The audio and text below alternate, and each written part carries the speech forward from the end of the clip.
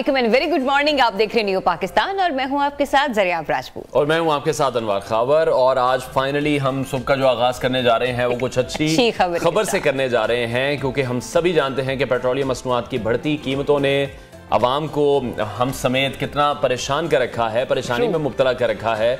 और अब नए साल की आमद के साथ कुछ अच्छी खबरें भी हैं जो कि आना शुरू हो गई हैं, और वो ये हैं कि पेट्रोलियम मसनूआत की जो कीमतें हैं उम्मीद ये की जा रही है कि वो अब कम हो जाएंगी, क्योंकि जिस तरह से कम तलब है और तेल की ज़्यादा पैदावार थी तो उसके बायस अब ये देखा जा रहा है कि पेट्रोलियम मसनूआत की कीमतों में मुमकिना कमी अब हो सकती है और बिल्कुल इसके एडवांटेज जो हैं वो पाकिस्तान को भी मैसर होंगे। और फिर जो वो एडवांटेजेस आपको बैनुल-अक़वामी सतह पर मिल रहे हों तो फिर हुकूमतों की भी यही कोशिश होती है कि आवाम को रिलीफ पहुंचाया जाए। तो बहरहाल हम देख ही रहे हैं कि कमजोर आलमी मईशत और अमरीका में खाम तेल की बढ़ती हुई इन्वेंट्री की वजह से जो तलब है उसमें कमी के बायस दिसंबर 2023 में खाम तेल की कीमतें कम हुई थी।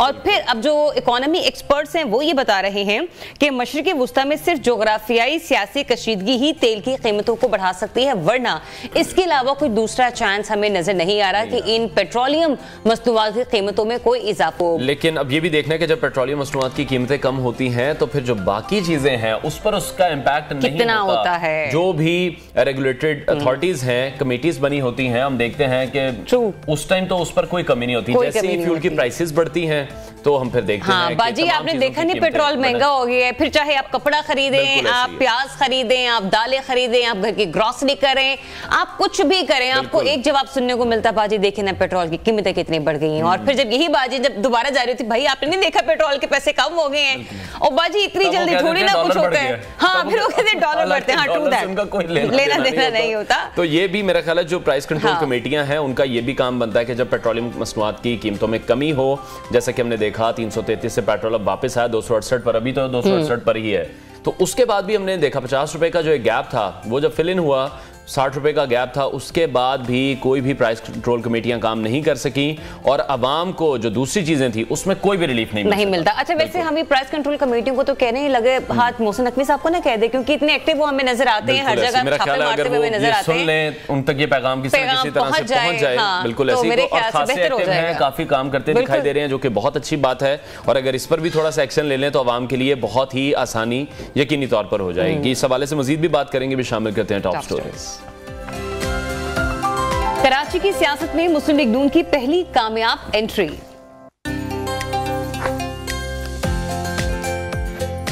बानी पीटीआई जीएचक्यू हमला केस में भी गिरफ्तार। खाना फेंको नहीं बल्कि शेयर करो, कराची का अनोखा हीरो। मीठा खाकर सोएंगे तो बीमार होने के लिए तैयार रहें।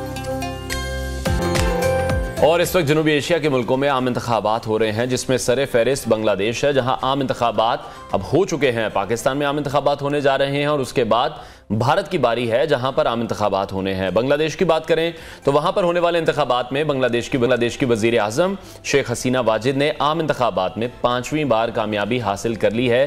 और बैनुल-अक़वामी मीडिया में बताया जा रहा है कि अवामी लीग ने इलेक्शन में पार्लियामेंट की कुल 223 नशिस्तों पर कामयाबी हासिल की है, जबकि अपोजिशन जमात सिर्फ 11 नशिस्तें हासिल करने में कामयाब हो सकी है। और अब पाकिस्तान में होने वाले जो आम इंतखाबात हैं कुछ उनकी बात भी कर लेते हैं। लेकिन उसकी बात करने से पहले मेरे एक सवाल ये है कि हम लोग जब शेख हसीना वाजिद साहबा के हवाले से बात करें, जो कि 5वीं बार वज़ीर आज़म मुंतखब होने जा रही हैं, उसमें एक सवाल यहाँ पर यह आता, आपने देखा है कि हम अगर इंडिया के हवाले से बात करें, क्योंकि हम लोग पड़ोसी ममालिक ही मिसालें दे रहे होते हैं, उन्हीं से कंपैरिजन करते हैं और वो आगे हैं कंसिस्टेंसी। Very true. तो यही वजह है कि जब वहां पर लीडरशिप एक बंदे के हाथ में होगी और जमहूरियत जो है उसका तसलसल बरकरार रहेगा, यही वजह है कि जो इकोनॉमी है वो भी बूस्ट करती हुई हमें नजर आती है, पॉलिसियां जो है वो बेहतरी की जानिब बढ़ती हुई नजर आती हैं, साथ चलती हैं। बिल्कुल ऐसा ही है, क्योंकि हमने जब भी इन 16 माह में जब पीडीएम की हुकूमत थी, किसी भी एक्सपर्ट से बात की, उस सब लोगों ने यही कहा था कि जब तक जमहूरियत का तसलसल बरकरार रहेगा तो मुल्क में मईशत भी बरकरार रहेगी, वरना फिर जैसे ही जमहूरियत का पहिया डिरेल हुआ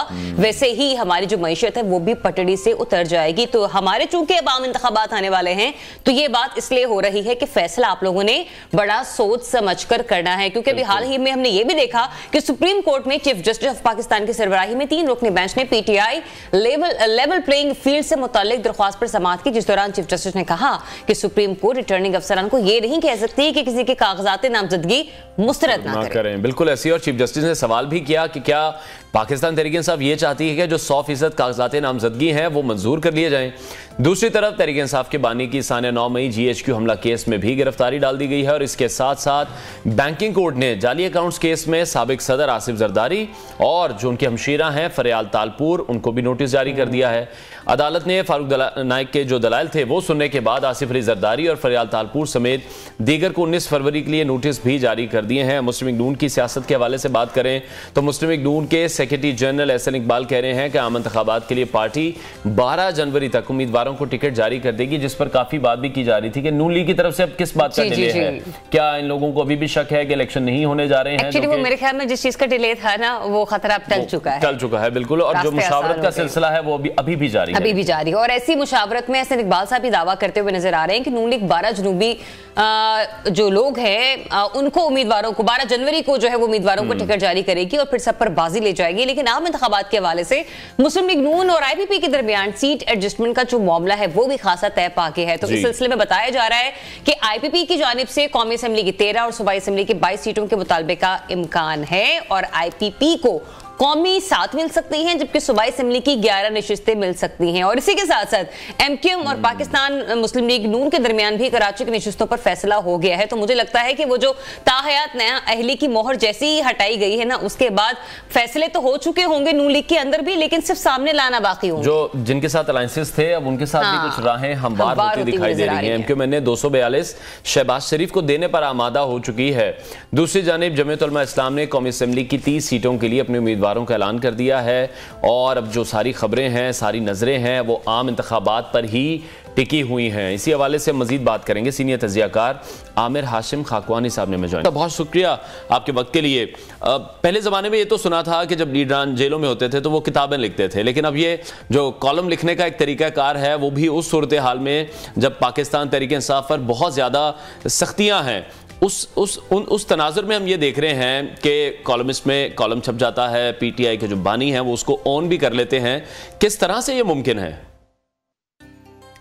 देखिए, जो अभी तक बताया गया है और खुद चेयरमैन PTI ने जो ये कहा है कि ये मेरी इंस्ट्रक्शंस पे लिखा गया है, ये मेरी डायरेक्शंस पे लिखा गया है, जो मैंने टॉकिंग पॉइंट्स बताए हैं, तो एक लिहाज से ये उनका लिखा हुआ तो नहीं है, हाथ से लिखा हुआ, क्योंकि ये बात तो क्लियर हो चुकी है। ज़ाहिर है हुकूमत का भी कहना है कि कोई कागजात अंदर गए नहीं है, ना आए ना, मेरे ख्याल उस तरह की तो उनको सहूलत मुयसर नहीं है कि लिख के चीजें बाहर भेजिए।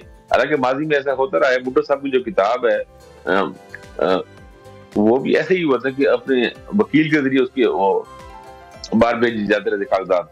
तो अब ये मजमून बहरहाल, लेकिन इकोनॉमिस्ट जो है ना वो इस पे स्टैंड कर रहा है कि ये इमरान खान का चेयरमैन PTI का मजमून है। तो बहरहाल है उसका एक अपना एक इम्पैक्ट तो बड़ा है। और आपने देखा है कि इकोनॉमिस्ट ने मेरे ख्याल से 7वीं या 8वीं बार ये अपने जी खाकवानी साहब, ये जो आपने कहा ना कि 7वीं और 8वीं बार जो है वो बार बार ट्वीट करके पेस्ट कर रहे हैं, नशर कर रहे हैं, और एक जो वो उसको कहते हैं ना कि चपकलिश होती है किसी शख्सियत के दौरान और कुछ इदारों के दौरान, मैं मुर्तज़ा सोलंकी साहब के वाले से भी बात की तो ऐसे लगता है जैसे बार बार टीज करने की कोशिश की जा रही होती है निगरान सेटअप को। लेकिन क्या जो लोगों के अंदर राय पाई जा रही है, जो उनके मुखालिफ हल्के हैं, वो ये कह रहे हैं कि शायद उनके लिए राय आमा हमवार की जा रही है? आपको भी ऐसा लगता है? देखिए, ये रायमा आलमी रायमा हो सकती है बाहर, क्योंकि जी आमिर साहब आप हमें सुन पा रहे हैं? क्या आमिर हाशिम खाकवानी साहब से एक बार फिर से राब्ता कायम करने की कोशिश करेंगे। सर हमें सुन पा रहे हैं तो कंटिन्यू कीजिएगा। मेरी आवाज आ रही है आपको? जी आ रही है सर, कंटिन्यू कीजिएगा। जी मैं ये कह रहा हूँ कि इसमें कोई शक नहीं कि आलमी रायमा हमवार करने की कोशिश है और ये कोशिश काफी हद तक कामयाब भी हुई है। अब देखें ना कि इकोनॉमिस्ट के ज़माने पे व्हाइट हाउस का रिएक्शन भी आया है और दुनिया भर में, भारत पाकिस्तान में भी जो हलचल मची है, उस हलचल से तो ये आप अंदाजा लगा सकते हैं कि जो तीर फेंका गया है PTI की तरफ से वो निशाने पे लगा। तो एक कामयाबी तो हुई है। अब तो मुझे ये लग रहा है कि इकोनॉमिस्ट के बाद किसी और अखबार में मजमून अच्छा भी है, न्यूयॉर्क टाइम्स या वाशिंगटन पोस्ट। और सर जी खबरें ये भी आ रही है कि आर्टिफिशियल इंटेलिजेंस के थ्रू उनकी एक स्पीच भी मंजर आम पर आ सकती है। जी, अब मेरा ख्याल है ये इलेक्शन, इसमें अगर पीटीआई को उनका एक निशान मिलता है और बतौर पार्टी के वो अगर वोट उनको मौका मिलता है, आज मेरे ख्याल में पेशावर हाई कोर्ट में ये डिसाइड हो जाएगा, केस कोर्ट में जाएगा, अगले 2-3 दिनों में क्लियर हो जाएगा। तो मेरा ख्याल है इलेक्शन में हम एक से ज्यादा शायद ऐसी स्पीचेस देखें, इस तरह की एक्टिविटी हो, क्योंकि ज़ाहिर है उन्होंने अपनी कंपेन तो चलानी है ना, उनके पास कंपेन चलाने के लिए उनके पास लीडर तो एक ही है ना, इसका अपना एक वोट बैंक है या उसकी पॉपुलैरिटी है या जो भी उनका जितना भी उनका इन्फ्लुएंस है वो उसको इस्तेमाल करने की कोशिश पूरी करेंगे। लेकिन मेरा ख्याल है बहुत हद तक ये डिपेंड करता है पार्टी के निशान पे। अगर पार्टी को एक निशान मिलता है तो फिर इम्पैक्ट और होगा, अगर निशान एक ही होगा फिर फर्क पड़ेगा। क्योंकि आप देखें ना, लाहौर में कौमी असेंबली के हर हल्के के लिए निशान अलग हो तो वो तो फिर बहुत कंपेन करना मुश्किल हो जाएगी। लेकिन आमिर साहब, जिस तरह से आप कह रहे हैं कि अगर ये निशान नहीं मिलता, ये सभी जानते हैं कि बड़ा नुकसान होगा पाकिस्तान तहरीक इंसाफ को, तो फिर क्या सियासत में जो हिजानी कैफियत आप समझ रहे हैं कि फिर जारी रहेगी? आम इंतखाबात हो भी जाते हैं, उसके बाद भी जो हालात हैं हमें कुछ ज्यादा बेहतर नजर नहीं आएंगे। क्या ये जो मुआशी और हमारा सियासी बहरान है क्या फिर यूं ही जारी रहेगा? देखिए, एक हिजान तो सियासत में टू सम एक्सटेंट तो रहेगा, मसाइल भी रहेंगे, लेकिन इलेक्शन हो जाती है, इलेक्शन के नताइज अगर एक रीजनेबली यानी हुए कि जो लोगों के लिए कबूल हो, यानी एक 100% तो नहीं होंगे, लेकिन अगर बड़ी हद तक कबूल हो तो बड़ी टेंशन कम हो जाएगी। देखिए ना, इस वक्त इलेक्शन की वजह से पाकिस्तान पीपल्स पार्टी और पीएमएल-एन में भी टेंशन है, वो खत्म हो जाएगी, एक मखलूत हुकूमत बन जाएगी, मामला आगे बढ़ना शुरू हो जाएंगे।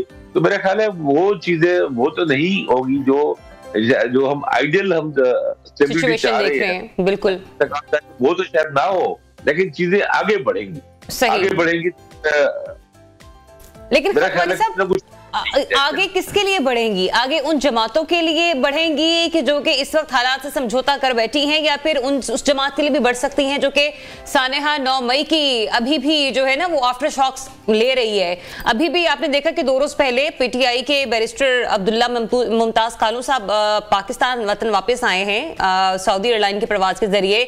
FIA उनको हिरासत में लेता है, इस्लामाबाद हाईकोर्ट में उनके अहल खाना की तरफ से पिटीशन दायर होती है, जज के सामने पेश नहीं किया जाता, और कल शाम के औकात फिर हम देखते हैं कि उनकी एक स्टेटमेंट आती है जिसमें वो सानेहा 9 मई की मुजम्मत भी करते हैं और फिर पीटीआई से लाताल्लुकी का ऐलान भी कर देते हैं। तो ये समझ नहीं आ रही, वो लोग जो ये राय रख रहे हैं कि राहें हमवार हो सकती हैं, एक तरफ तो अभी भी पार्टी छोड़ने का और सानेहा 9 मई की मुजम्मत करने का सिलसिला जारी है, दूसरी तरफ ये कहते हैं कि मुमकिन है कि बल्ले का निशान भी वापस मिल जाएगी। पॉसिबल कैसे होगा? देखिए, मेरा ख्याल है जो ये समझते हैं कि अब पीटीआई के लिए राय हमवार हो जाए तो वो तो बहुत ही एक सादगी वाली बात है। मैं बेवकूफी नहीं कह रहा, लेकिन बहुत ही सादगी वाली बात है। मेरा ख्याल है ये पीटीआई का है ही नहीं। ये इलेक्शन में पीटीआई के लिए इम्कानात बहुत मुश्किल कर दिए गए हैं और कम से कम होते जाएंगे। हाँ, पीटीआई के लिए असल कामयाबी ये है कि इस इलेक्शन में जितनी पॉलिटिकल स्पेस मिलती है उसकी स्पेस हासिल करे और फिर आगे अपना किरदार अदा करे, और फिर अगले 2-3-4 साल बाद जब नए इलेक्शन की अगर सूरत बनती है उसमें वो गेन कर सके। ये इलेक्शन तो लिए बहुत मुश्किल बना देगी। हम आप देख रहे हैं ना कि और चीजें और मुश्किल हो जाएंगी, और निशान जो मिलेगा वो अदालतों के जरिए ही मिलेगा, और अगर निशान मिल भी गया तो कंपेन के दरमियान ये सामने आएगी बातें कि उम्मीदवारों को गिरफ्तार कर लिए गए, तो पकड़ लिए गए, या पॉलिटिकल वर्करों को गिरफ्तार कर लिए गए, या इलेक्शन डे से पहले भी ये मामला होते हैं क्योंकि पोलिंग एजेंट्स का भी बड़ा अहम किरदार होता है। तो ये सब चीजें हमारे देखने में आएंगी। तो ये यानी कहना अच्छा तो नहीं लग रहा ये कहते, यानी इस सेंस में अच्छा नहीं लग रहा कि एक बड़ी जमात को इस तरह साइड पे करना अच्छा सियासी और जमहूरी तौर पर ठीक नहीं होता। लेकिन बहरहाल ये इलेक्शन पीटीआई का नहीं लग रहा, ये इलेक्शन पीटीआई का नहीं है। पीटीआई इस इलेक्शन में जितना गेन कर सकती है वो उनकी कामयाबी है। पंजाब में, केपी में जहां हो सकता है, केपी में अगर और लगाए तो मे भी इनकी सवाई हुकूमत ही बन जाए, लेकिन पंजाब और में बहुत ही कम चांस है इसकी। ठीक है खाकवानी साहब, लेकिन जब भी हमने देखा सियासी जमातों पर कोई मुश्किल वक्त आया है तो फिर अदालतों के हवाले से वो तमाम जमातें अदम एतमाद का इजहार करती रही हैं। मैं मुस्लिम लीग नून की बात भी कर रहा हूँ, पाकिस्तान पीपल्स पार्टी की भी बात कर रहा हूँ, लेकिन मौजूदा सिनेरियो में जो मुश्किल है वो पाकिस्तान तहरीक इंसाफ पर है, और वो भी अभी अदालतों के हवाले से अदम एतमाद का जो इजहार कर रहे हैं। यकीनी तौर पर यह दुरुस्त नहीं है जब ऐसी जमात जो कि हमेशा से अदलिया के वकार की बात करती रही हो अब वो सवालात उठा रहे हैं अदलिया के फैसलों पर भी। जी, आप बिल्कुल दुरुस्त कह रहे हैं कि अदलिया के फैसलों का हमें एहतराम करना चाहिए, और मैं तो अभी भी उम्मीद करता हूँ कि अदलिया कम अज कम इस निशान के हवाले से, पार्टी के हवाले से फैसला, अहम फैसला करेगी। और ये फैसला अहम है, पार्टी को यानी पाकिस्तान तहरीक इंसाफ को मैदान में रहना चाहिए, उसे कुछ स्पेस तो मिले ना, ताकि जो उसके वोटर हैं वो इलेक्शन में वोट डालने आए, वो सियासी अमल का हिस्सा रहे। अगर पार्टी को निशान भी ना मिला तो मेरा ख्याल है ये एक टर्नआउट भी कम होगा, और जो पीटीआई के हामी वोटर है वो मायूस हो जाएंगे सियासी अमल से ही। मेरा ख्याल है वो ठीक नहीं होगा। और हमारी जो सबकी उम्मीदें अदलिया से है कि अदालतें रिलीफ दें और इंसाफ करें, और पेशावर हाई कोर्ट से भी उम्मीद है, और बाद में सुप्रीम कोर्ट से भी उम्मीद है, और लेवल प्लेइंग फील्ड भी कुछ ना कुछ तो मिले ना। यानी इलेक्शन का रिजल्ट जो भी हो, मेरा ख्याल है वोटर को फैसला करना चाहिए। लेकिन भारत चले, अब हमने अगर वोटर के लिए भी ऑप्शन इतनी महदूद कर दी है, तो भारत फिर भी पीटीआई को मैदान में तो रखे ना। तो और खाकवानी साहब, जिस जमात के लिए लेवल प्लेइंग फील्ड का कारपेट बिछा दिया गया है, अब उसने सिंध और कराची में भी एंट्री दे दी। मैं पाकिस्तान मुस्लिम लीग नून के हवाले से बात कर रही हूँ। आपको लगता है शहबाज शरीफ साहब कराची के हल्के से इलेक्शन लड़ने जा रहे हैं, उन्हें खातिर खा कामयाबी हासिल होगी? देखिए, अब कराची में उनकी सीट एडजस्टमेंट हो चुकी है एमक्यूएम के साथ, तो मेरा ख्याल है अच्छा वहाँ पे इम्पैक्ट बन सकता है। क्योंकि कराची में भी मसला है कि वहाँ जो दूसरी बड़ी कुव्वत या मेन वहाँ पे कुव्वत थी पिछले इलेक्शन में, वो तो पीटीआई थी, और पीटीआई के लिए भी वही है कि वहाँ पे भी जो पंजाब का हाल है, कराची में वही पीटीआई के साथ है। तो अगर पीटीआई और पूरी कुव्वत के साथ मैदान में नहीं होगी, तो जाहिर बात है फिर रिजल्ट जो है एमक्यूएम और मुस्लिम लीग नून के हक में जाएगा। क्योंकि वहाँ पे पाकिस्तान पीपल्स पार्टी का वो हल्का स्ट्रॉन्ग नहीं है जहाँ पे शहबाज शरीफ साहब आ रहे हैं। तो शहबाज शरीफ साहब और एमकेएम की सीट एडजस्टमेंट नतीजे में उनको एडवांटेज होगा। मेरा ख्याल है वहां से सीट जीत सकते हैं, और कराची में भी फायदा होगा एमकेएम को इस दफा एज लेगी, क्योंकि एमकेएम को सिर्फ वहाँ पीटीआई ही रोक सकती है। अगर पीटीआई साइड पर है तो फिर फायदा किसी ने लेना है ना, वहाँ पे एमकेएम ही लेगी। वहाँ पे पाकिस्तान पीपल्स पार्टी की सीटें भी बढ़ेगी। देखिए, Pakistan Peoples Party traditionally Lyari से और मलीर से सीटें होती है, तो इस दफा वो लोग कोशिश कर रहे हैं कि लियारी और मरीज के अलावा भी कोई सीट और ले सके, और जितनी सीटें लेंगे वो बोनस होगा। क्योंकि पाकिस्तान पीपल्स पार्टी ये कोशिश कर रही है कि वो मरकज के लिए सीटें अपनी बढ़ाए ताकि अच्छी बार्गेनिंग हो सके। और वहाँ पे बल्कि आप जानते हैं कि बिलावल भुट्टो को उन्होंने प्राइम मिनिस्टर के लिए पेश कर दिया है, नाम तो पेश करी। देखिए क्या होता है, लेकिन दिलचस्प होगी वहाँ पे। लेकिन खाकवानी साहब, आप किस तरह से देख रहे हैं? मुस्लिम लीग नून तो हमें बड़ी एक्टिव दिखाई दी। हम बाप पार्टी की बात कर लें, एमक्यूएम की बात कर लें, इस्तेकाम पाकिस्तान पार्टी की बात कर लें, तो इन तीनों जगहों पर अलायंसेस उसके नजर आ रहे हैं। लेकिन पाकिस्तान पीपल्स पार्टी को जब हम देख रहे हैं, तो वो क्या अभी भी सोच विचार का सिलसिला जारी है, या फिर जिस तरह से आसिफ अली जरदारी साहब एंड पर सामने आते हैं और फिर जो जिस तरह के सियासी दाव वो दिखाते हैं, उसका वो इंतजार कर रहे हैं अभी? देखिए, पाकिस्तान पीपल्स पार्टी और पीएमएल-एन में, नून लीग में अलायंस नहीं होगा। इलेक्शन से पहले बिल्कुल नहीं होगा। वो कभी भी ऐसा नहीं करते। इलेक्शन अपने अपने तौर पर लड़ते हैं, अपने वोटर को मुतासिर करने की कोशिश करती है, और इलेक्शन के बाद अलायंस, क्योंकि अलायंस इनका जो भी बनेगा इलेक्शन के बाद होगा। और इस वक्त जो सारी चीजें फेवर में तो नून लीग की है, असूली तौर पर उनको एडवांटेज लेना चाहिए, उनको एज लेना चाहिए, उनको बढ़ती लेनी चाहिए, तो हर चीज उनको सपोर्ट करें। ठीक है, बहुत शुक्रिया सीनियर तजज़ियाकार आमिर हाशिम खाकवानी साहब हमारे साथ इन कॉन्वर्सेशन थे। नाज़रीन, ब्रेक लेते हैं, ब्रेक के बाद आपको दोबारा ज्वाइन करेंगे। Stay tuned.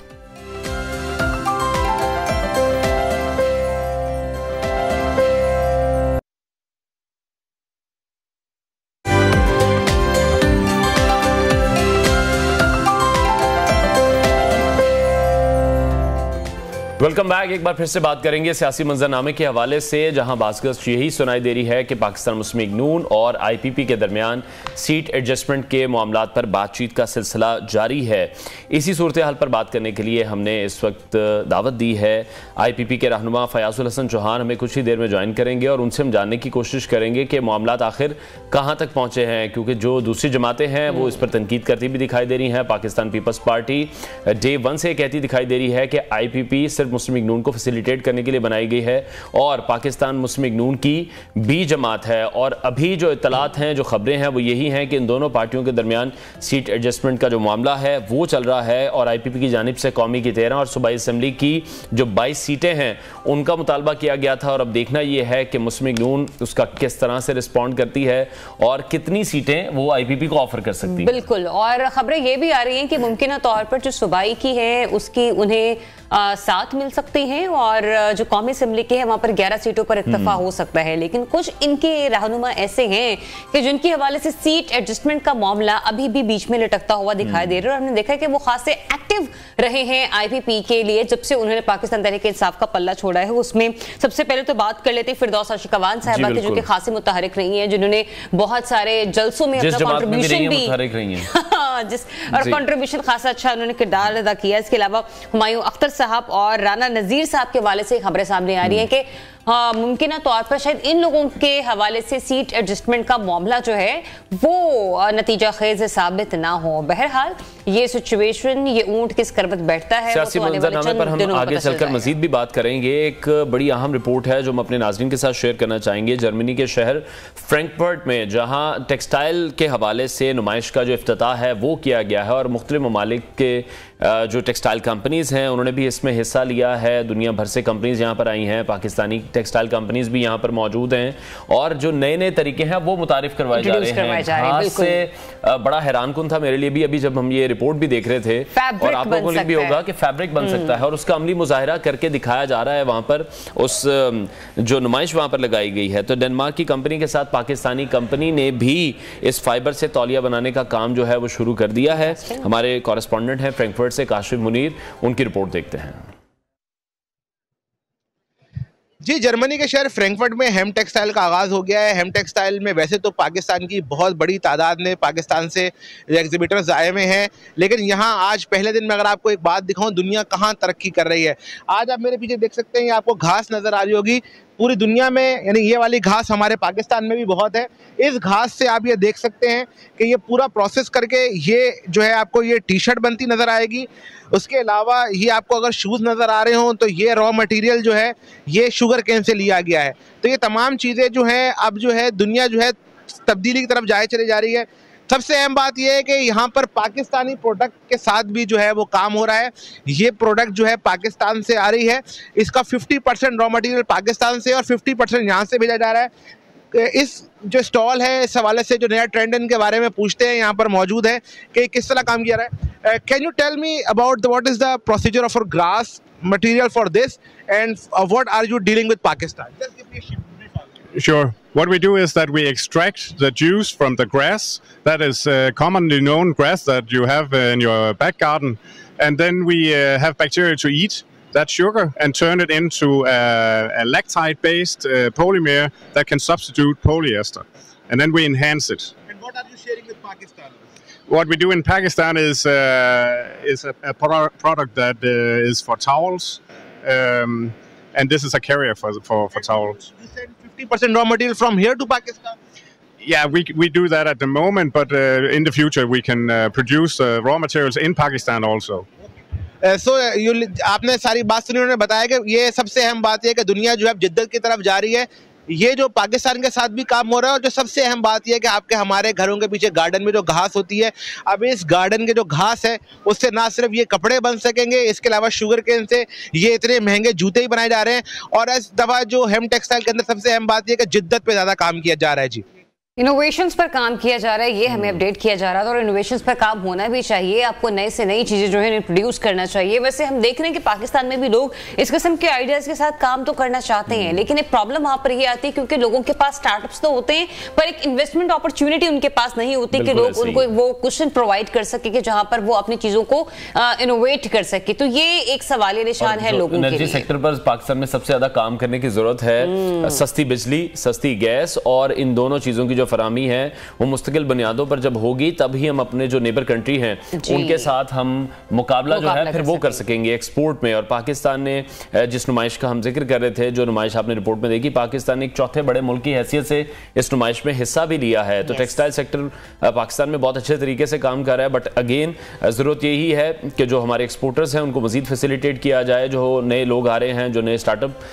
कर रहे हैं, उनको सपोर्ट करने की बहुत ज्यादा इवन आई रिमेंबर जब मैंने दुबई एक्सपो 2020 विजिट किया था और मैंने वहां पे कवरेज भी की थी, तब भी पाकिस्तानी पवेलियन जो था अनवार वो चौथे 5वें नंबर पर मुसलसल रहता था। जब भी रैंकिंग आती थी पाकिस्तानी प्रोडक्ट्स को बड़ा पसंद किया जाता था। इनफैक्ट जितने भी टूरिस्ट वहां पर आए हुए थे वो पाकिस्तानी कल्चर को बड़ा पसंद कर रहे थे और जिस तरीके से पाकिस्तानी कल्चर को वहां पर रिप्रेजेंट किया गया था, हर एक सूबे से रिलेटेड जो है वो वहां की सकाफत को दिखाया जा रहा था, वहां की बनने वाली चीजों को दिखाया जा रहा था। यहाँ तक कि जो टूरिस्ट स्पॉट्स है ना, जो कि आप हॉलीवुड मूवीज के लिए भी लोगों को अपना प्लेटफॉर्म दे सकते हो, वो भी वहां पर चीजें डिस्प्ले में रखी गई थी। एग्जैक्टली। और फिर पिंक सॉल्ट के हवाले से खासी इफादत रखी गई थी। मैं ये सोच रही थी कि वो पिंक सॉल्ट जो कि पाकिस्तान में इजीली अवेलेबल है, वो हम इंपोर्ट की कंडीशन में इतना इतना महंगा खरीद रहे होते हैं, लेकिन हम अपनी ब्रांडिंग पर काम नहीं कर पा रहे हैं। बिल्कुल, ब्रांडिंग पर काम करने की जरूरत है। और अगेन इन तमाम काम लोग तो ये काम करना चाहते हैं, प्राइवेट सेक्टर इस पर काम करना चाहता है, लेकिन गवर्नमेंट को शायद अब थोड़ी सी हेल्प करनी पड़ेगी। जो एक्सपोर्टर्स हैं उनको थोड़ा सा रिलीफ इस हवाले से मिलेगा तो मेरा ख्याल है जो हमारी एक्सपोर्ट्स हैं वो बहुत ज्यादा बेहतर होंगी, तो मुल्क की मैशत भी ठीक हो जाएगी। ब्रेक लेते हैं, ब्रेक के बाद आपको दोबारा ज्वाइन करें। Stay tuned.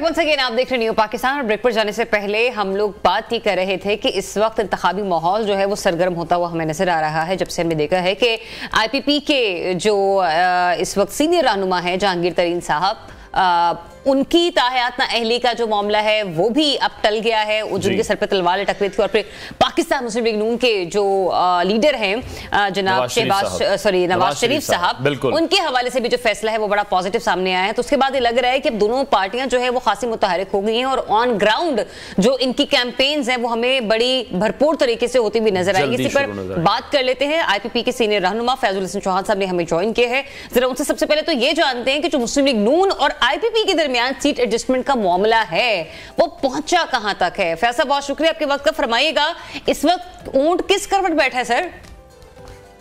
बिस्मिल्लाहिर्रहमानिर्रहीम। इस वक्त तो ऊंट जो है सीधा बैठा हुआ है और आज शाम तक जो है ना उठ के खड़ा हो जाएगा। ठीक है। और शाम को जो है ना अनाउंसमेंट हो जाएगी आज शाम को। और शुनीद यही है कि ये कोई 7 कौमी असम्बली की और कोई 11, 12, 13 जो है ना सूबाई असम्बली की सीट्स के ऊपर कोई एडजस्टमेंट जो है वो पंजाब के अंदर हुई है। ठीक है। तो चौहान साहब आप इन तमाम चीज़ों को आप किस तरह से देख रहे हैं? मैं मुस्लिम लीग नून के रहनुमा आसिफ किरमानी साहब को कोट करना चाहूँगा। कुछ दिन पहले हमारे ही शो में आए थे और वो कह रहे थे कि मेरी ये ख्वाहिश है या मैं ज़ाती तौर पर यह समझता हूँ कि इलेक्शन से पहले सीट एडजस्टमेंट वाले मामला नहीं होने चाहिए। उन्होंने भी कहा था कि हो सकता है पार्टी इस पर उन्हें नोटिस भी जारी कर दे, क्योंकि पार्टी तो ये मामला कर रही है। आपका स्कूल ऑफ थॉट इसमें क्या है या आपकी पार्टी का स्कूल ऑफ थॉट क्या है कि ये मामला इस तरह से करने दुरुस्त हैं? इलेक्शन एक बार हो जाए, बाद में मखलूत हुकूमत बनाते रहें, ये पहले जो मुकमुका किया जाता है इसको आप मुनासिब समझते हैं? देखिए, मेरा स्कूल ऑफ थॉट तो ये है कि इस वक्त पाकिस्तान इंतहाई सीवियर हालात के अंदर है और पिछले 2 सालों के अंदर जो तहरीक फसाद फिल अर्ज़ इस पाकिस्तान के अंदर बर्पा की गई और उसकी वजह से और फिर बाहर बैठे मुल्क दुश्मन ताकतें और मुल्क दुश्मन एजेंसियों ने सोशल मीडिया टूल्स को इस्तेमाल करके जिस तरह पाकिस्तान के अंदर आवाम की नजरों में अदालती अदारों से लेके, रियासती अदारों से लेके, फौजी अदारों से लेके हर किस्म के लोगों के खिलाफ के जो साबिक चेयरमैन तहरीक इंसाफ के इख्तलाफ करते हो या उनके खिलाफ हो सियासी तौर पर, उनके हवाले से जो तूफान बदतमीजी उठाया हुआ है और जिसकी वजह से पाकिस्तान की मईशत, पाकिस्तान की माशरत, हर चीज तबाह बर्बाद है। और सियासत का आलम यह है कि अभी तक पाकिस्तान की इलेक्शन के हवाले से सियासी तौर पर कोई हलचल आपको नजर नहीं आ रही पूरे पाकिस्तान में ग्रास रूट लेवल पे। उसकी वजह यह है कि लोग डरे हुए हैं, लोग सहमे हुए हैं, लोग जनाब 2 साल की जो मार धाड़ और ये सारी अफरा तफरी छीना छपटी और फिर 9 मई और फिर 9 मई के बाद 9 मई के जिम्मेदारान के खिलाफ जो जनाब कार्रवाई। फैजुल हसन चौहान साहब, आप भी डरे हुए हैं, आप लोग भी इसलिए अवामी सियासत नहीं करना चाह रहे, सिर्फ सीट एडजस्टमेंट तक के महदूद रखना चाह रहे हैं अपनी पार्टी को? नहीं, हम तो जनाब न्यू कमर है ना ज़रियाब राजपूत साहिबा। सर जी, न्यू कमर कहाँ से आ गए? 3 पार्टीज ने आपने दौर गुजार चुके हैं। जमाते इस्लामी से आप शुरू हुए थे और फिर रुकिए, देखिए लैंडिंग कहाँ पे की आपने। जनाबे वाला पूरी बात तो सुन लेना। अभी तो हम जनाब मैं अभी तो पार्टी शुरू हुई है आपकी। नहीं, अभी इस्तदलाल शुरू करता तो आप पहले ही जनाब टोका टोकी शुरू कर देती है। नहीं जॉन साहब आप कंटिन्यू कीजिए। कहने का मकसद ये है कि हम बीइंग अ पार्टी न्यू कमर है, हमने नई पार्टी हम बने हैं, हमें रजिस्टर्ड हुए अभी टोटल 1 महीना 1.5 महीना हुआ है, तो हमने तो अभी इब्तिदा लेनी है। तो उस इब्तिदा के हवाले से अगर हमारा जनाब टेक ऑफ ऐसा हो जाता है कि जिसमें हम पंजाब असेंबली के अंदर, सिंध असेंबली के अंदर, वफाक के अंदर अगर हम एक हैंडसम किस्म की जनाब कोई नंबर गेम के साथ मौजूद होते हैं तो ये हमारी बहुत बड़ी जीत है। बाकी मेरा पॉइंट ऑफ व्यू एक बड़ा क्लियर है बीइंग अ पॉलिटिशियन, और 2 साल के इस पूरे तजर्बात से गुजरने के बाद प्रैक्टिकली आप सब लोगों ने तो एज अ स्पेक्टेटर देखा है ना, और पाकिस्तान की आवाम ने भी जनाब 99% आवाम ने, हम तो बीच में थे, हमने तो भुगता है, हमने तो जेलें काटी हैं, हमने तो जनाब मारे खाई हैं, हमने तो भुगता है, भुगतने के बाद फिर चीजों का एहसास हुआ, फिर उसके बाद चीजों को इंकशाफात हुए, फिर उसके बाद जो चीजें वो सारी मार धाड़ के बाद इस नतीजे पे हैं कि पाकिस्तान के अंदर जैसी तैसी भी हुकूमत बने 5 साल मुसलसल हुकूमत रहनी चाहिए कि जो पाकिस्तान की इकोनॉमी को बेहतर करे, पाकिस्तान की गरीब आवाम, मिडिल क्लास आवाम, उनके घरों के चूल्हे जलें और पाकिस्तान की इकोनॉमी अपने पांव पे खड़ी होके एज अ मुल्क हम अच्छे तरीके से इंटरनेशनल लेवल पे सर्वाइव कर सकें। ठीक है, और अभी एक और मामला भी है, वो भी क्लियर कर दीजिएगा कि उसमें कितनी हकीकत है, कितनी सच्चाई है। फिरदौस आशिक आवान के हवाले से, हुमायूं अख्तर के हवाले से, या राना नजीर का जो नाम सामने आ रहा है कि एडजस्ट नहीं होंगे, उनका क्या मामला है वो भी क्लियर कीजिएगा। यार अभी देखो बहुत सारी चीजें, अभी तो मेरी सीट के हवाले से भी चीज क्लियर नहीं हो पा रही कि एडजस्ट हो भी रही है कि नहीं हो रही। ठीक है ना जी जी, दूसरा भी पई है जरा। नहीं जॉन साहब आपकी सीट मुझे पक्की लगती है। पंजाबी का मामला है, पकड़िया छोड़ के उड़ दिया पीछे जा रहा है। ठीक है, लेकिन देखें हम तो कॉन्फिडेंट हैं कि आपकी सीट कहीं नहीं जाएगी, इसलिए आपका नहीं पूछ रहे। यार सीट देखो, हमारा बात ये है, हम सीट के लिए नहीं जी, मैं अपनी बात बता दूं, मैं तो इस वक्त हूं कि पाकिस्तान की रियासत एक फितने की वजह से दांव पे लगी हुई है। ठीक है जी, बात बड़ी साफ से करूंगा, किसी को अच्छी लगे या बुरी लगे, क्योंकि मैं अंदर से होके आया हूं, मैंने सारी चीजें देखी हैं। एक फितने ने पाकिस्तान क्या सब कुछ दांव पे लगा दिया है। उस फितने की सरकोबी के लिए इस वक्त जरूरी है कि पाकिस्तान के अंदर एक हुकूमत आए जो 5 साल मुसलसल अब सस्टेनेबल हो, मेंटेनेबल हो, कंटिन्यूसली वो पाकिस्तान के मौशी मसाइल को हल करे, और मुल्क दुश्मन ताकतों का और उस यहूदी लॉबी का जिसका ये प्लान था कि हमने इस साबिक चेयरमैन तहरीक इंसाफ को इस्तेमाल करके पाकिस्तान को डिस्टेबलाइज करके नौज़बिल्लाह माज़िल्लाह पाकिस्तान को 3 हिस्सों में तकसीम करना है, वो पूरा प्लान नाकाम होना चाहिए। फयाजुल हसन चौहान तो उसका ब्लड ग्रुप है P positive, Pakistan positive.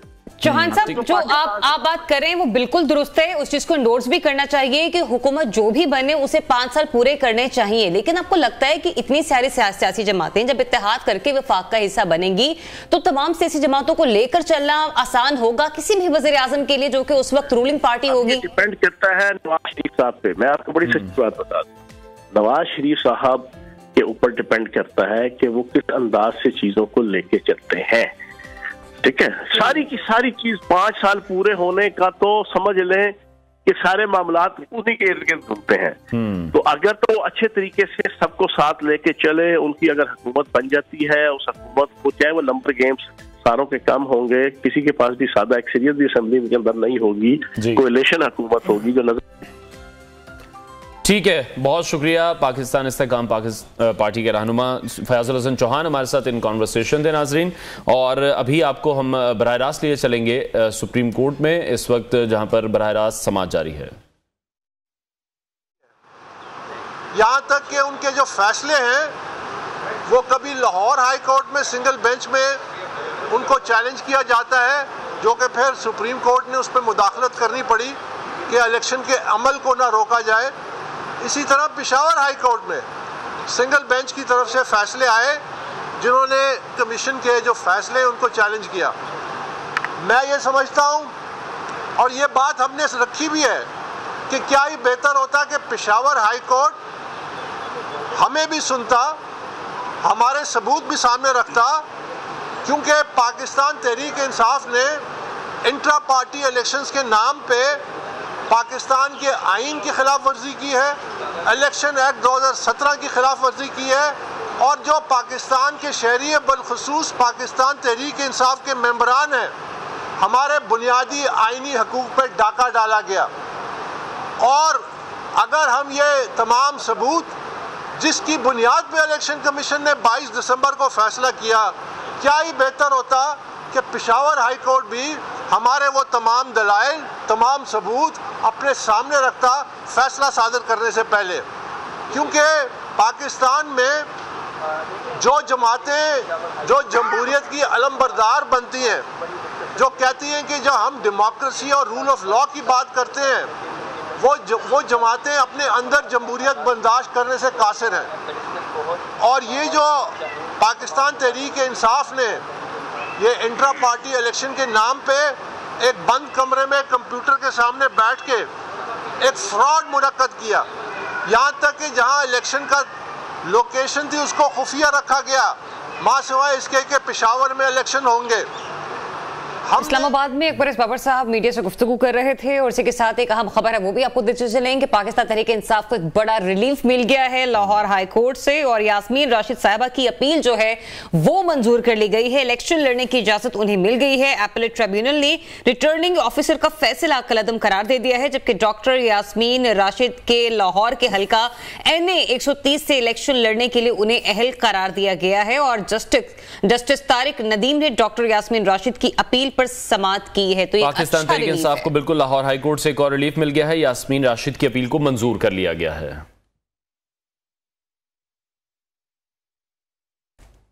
Break लेते हैं, हेडलाइंस के बाद आपको दोबारा join. Stay tuned New Pakistan.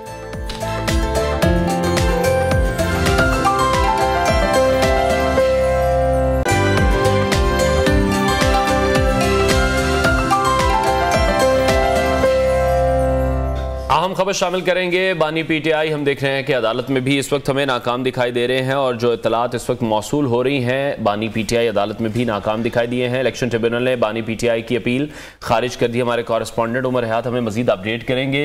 Umar, बताइएगा अदालती कार्रवाई से मुतालिक। जी, बानी चेयरमैन PTI जो है उनके कागजात नामजदगी मुस्तरद करने के खिलाफ जो अपील थी उस पर गुज़श्ता रोज फैसला महफूज किया गया था, जो जिसमें तारिक नदीम ने फैसला सुना दिया है, और बानी चेयरमैन PTI जो है उनके कागजात नामजदगी मुस्तरद करने के खिलाफ अपील को खारिज कर दिया है और रिटर्निंग अफसर के फैसले को है। अब NA 122 से बानी चेयरमैन PTI जो है वो इलेक्शन जो है वो कंटेस्ट नहीं कर सकेंगे, लेकिन उनके पास एक रेमेडी है। वो लाहौर हाई कोर्ट के 3 रुकनी बेंच जो है जिससे सलीबाकर नजफी के सरबराही में कायम किया गया है, उसके रूबरू रिट दरख्वास्त जो है वो एपलेट ट्रिब्यूनल के फैसले के खिलाफ दायर कर सकते हैं। जी, बहुत शुक्रिया उमर हयात, हमें अपडेट कर रहे थे। एक और अहम खबर है, ये भी पाकिस्तान तहरीक इंसाफ से रिलेटेड ही है, और इस बार खबर यह है कि PTI के बल्ले का इंतखाबी निशान वापस लेने की जो दरख्वास्त का मामला है उस पर तहरीक इंसाफ ने सुप्रीम कोर्ट में दायर दरख्वास्त जो है वो वापस ले ली है, और चीफ जस्टिस काजी फाजिल साहब की सरबराही में 3 रुकनी बेंच ने इस केस की समाअत की है, और दरख्वास्त वापस लेने पर सुप्रीम कोर्ट ने ये केस खारिज कर दिया है। तो एक अहम मामला जिसके हवाले से बासगश्त हो रही थी, लेकिन अब PTI के बल्ले के इंतखाबी निशान वापस लेने की दरख्वास्त के मामले पर पाकिस्तान तहरीक इंसाफ ने सुप्रीम कोर्ट में दायर दरख्वास्त वापस ले ली है, जिस पर जस्टिस काजी फाइज ईसा की सरबराही में 3 रुकनी बेंच ने इस दरख्वास्त पर समाअत की है, और दरख्वास्त वापस लेने पर सुप्रीम कोर्ट ने केस को खारिज कर दिया है।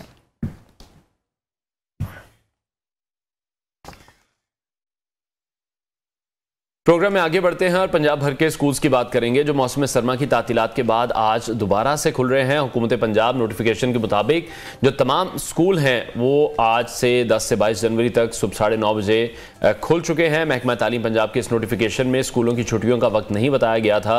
दूसरी जानिब हम देख रहे हैं कि पंजाब और सिंध में जो धुंध का सिलसिला है वो बरकरार है, जिसके बायस मुख्तलिफ मकामात पर मोटरवे हद निगाह कम रह जाने पर बंद कर दी जाती हैं, और पंजाब, खैबर पख्तूनख्वा और इस्लामाबाद के अतराफ भी शदीद धुंध की वजह से जो फ्लाइट ऑपरेशन है वो भी मुतासिर हो रहा है। बिल्कुल हमने देखा है, और ऐसे में बहुत सारी जो फ्लाइट्स हैं वो मुतासिर भी हुई, और उम्रे पर जाने वाले जो लोग थे उनको सबसे ज्यादा परेशानी का सामना करना पड़ा। बहरहाल हम आपको ये भी बता दें कि जो कौमी शाहराहों पर धुंध का दौरानिया है वो मौसम सर्द होने के बाइस खासा बढ़ गया है, जिसकी वजह से मोटरवे हुकाम भी बता रहे हैं कि शहरी को हिदायत ये हैं कि वो दिन के औकात में सफर को ज्यादा तरजीह दें। M2 पर भी धुंध की वजह से सफर में मुश्किलात पेश आ रही हैं, और दूसरी जानिब हम देख रहे हैं कि धुंध के बायस फ्लाइट शेड्यूल, जैसे कि हमने पहले भी कहा, खासी मुतासिर हुआ, जिसकी बेसिस पर बहुत सारी जो परवाजें हैं वो भी मुख्तलिफ एयरपोर्ट्स पर डाइवर्ट कर दी गई या फिर उन्हें मनसूख कर दिया गया। इस तमाम तर मामले पर हम लोग बात करेंगे। प्रोग्राम में हमें ज्वाइन कर रहे हैं SP national highways and motorways जनाब इस वक्त शहबाज आलम साहब हमारे साथ मौजूद हैं। अस्सलाम वालेकुम, वेरी गुड मॉर्निंग शहबाज साहब। सर, पहले तो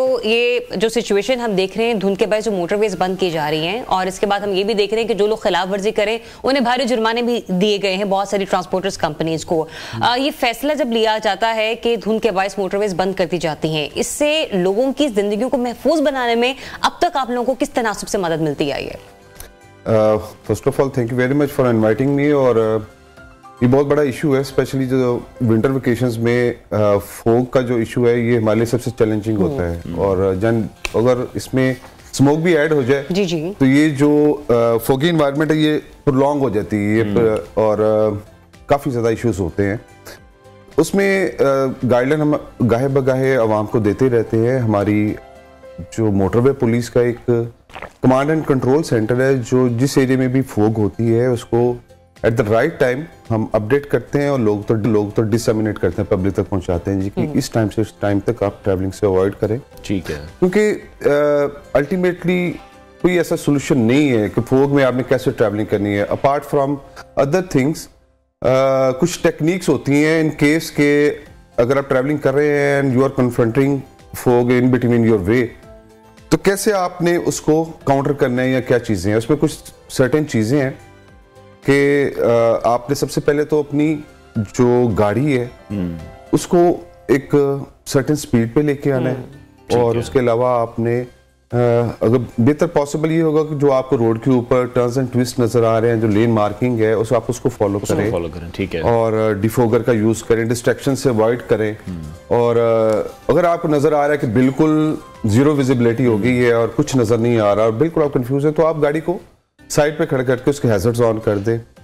कोशिश ये होती है कि जो पाइपलाइन में ट्रैफिक होती है ड्यूरिंग फोग हम उसको करीबी इंटरचेंज से आउट करवा देते हैं। ठीक है, और जो एंटर हो रही होती है उनके लिए हम क्लोज कर देते हैं मोटरवेज। तो लास्ट टाइम हमने ये चीज देखी है कि फोग के दौरान जब गाड़ियां रोड के ऊपर आती हैं, आप जितना भी एक्सपर्ट ड्राइवर हो वो फोग में बहुत मुश्किल है, इम्पॉसिबल है कि वो जो है ना अपनी गाड़ी को प्रॉपर्ली स्टीयर कर सके। तो दैट्स व्हाई हम इस वजह से रोक देते हैं, क्योंकि चेन एक्सीडेंट्स होते हैं और लोगों की कीमती जानी और माली नुकसान हो जाता है। ठीक है, तो लास्ट ईयर भी हमने यही एक सीक्वेंस रखा था और अल्हम्दुलिल्लाह 0 एक्सीडेंट्स थे हमारे मोटरवेज के ऊपर। ठीक है, स्ट्रेटेजी ये इसलिए रखनी पड़ती है, इसमें आल्दो के अवाम के लिए बहुत बॉदरेशन होती है, ट्रैवलिंग होती है, तो उन्होंने करनी होती है। जो इंटरसिटी ट्रैवलिंग है वो सबसे ज्यादा इफेक्ट होती है। तो उसके लिए हमने मेड डिपार्टमेंट से अपडेट्स ले लेते हैं। जो हमारी हम सफर ऐप है मोटरवे पुलिस की, उस पर अपडेट कर देते हैं, या और भी जितने भी लोकल सोशल मीडिया, प्रिंट है, इलेक्ट्रॉनिक है, वहाँ पे हम अपडेट कर देते हैं जी कि इस एरिया में इस टाइम से इस टाइम तक फोग की प्रोबेबिलिटी है, तो आप इस टाइम पीरियड से इस टाइम पीरियड तक ट्रैवल करें। वो चीज़ें अपडेट होती हैं। Commonly it starts from 10 AM to eight night,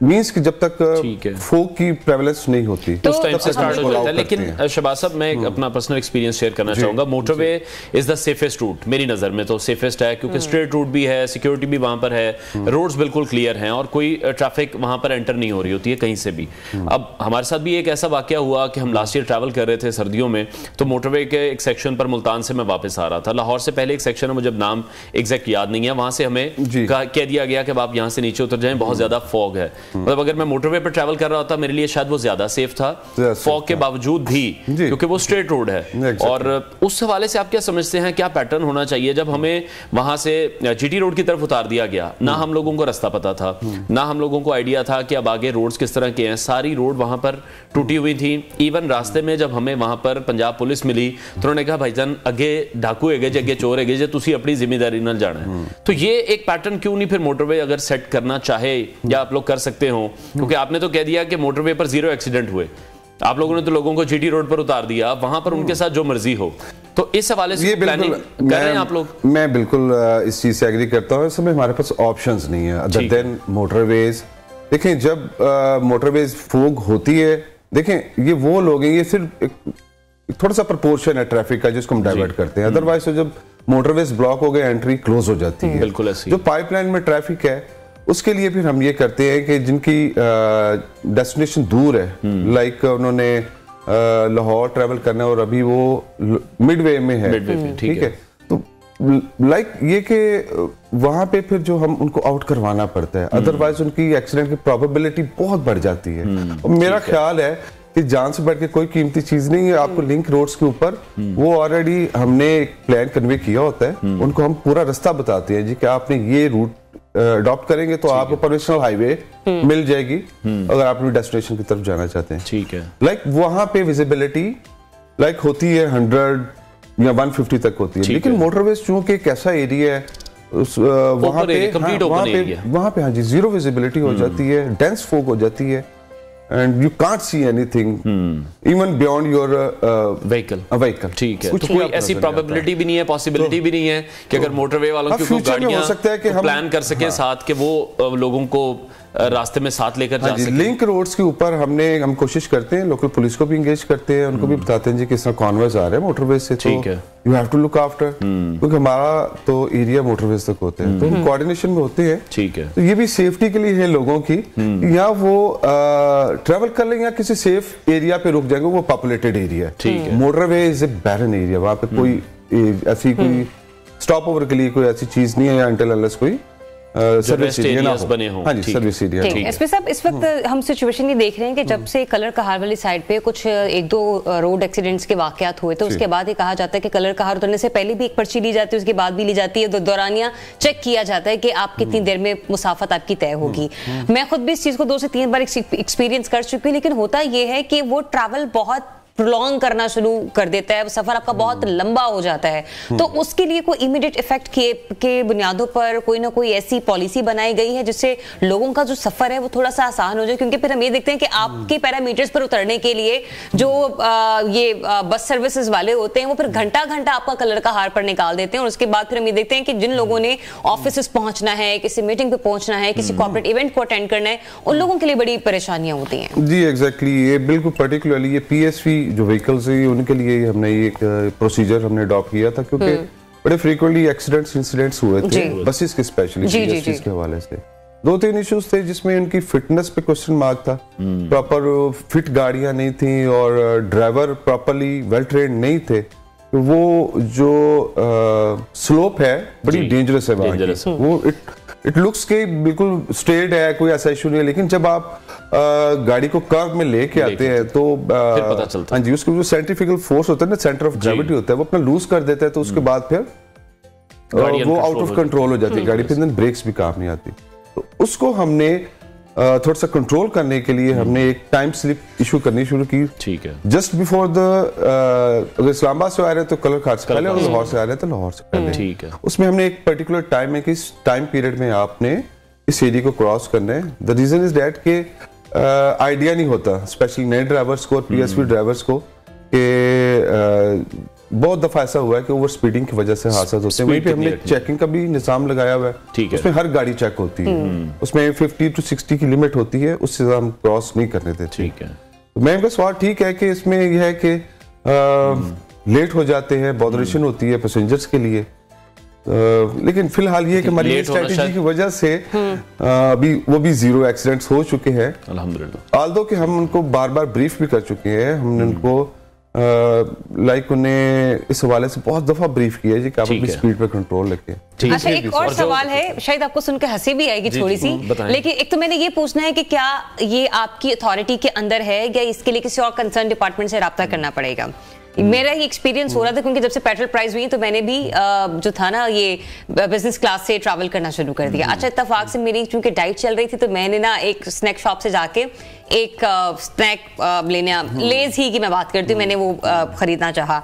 वो 60 रुपीज का पैकेट था, ठीक है ना। मैंने 100 रुपीज दिए और मैं वेट कर रही थी कि मुझे बाकी मेरा चेंज देंगे ये साहब, तो वो मुझे दिया नहीं, आगे से मुझे स्माइल पास है। मुझे समझ नहीं आ रही कि ये जवाब क्या है।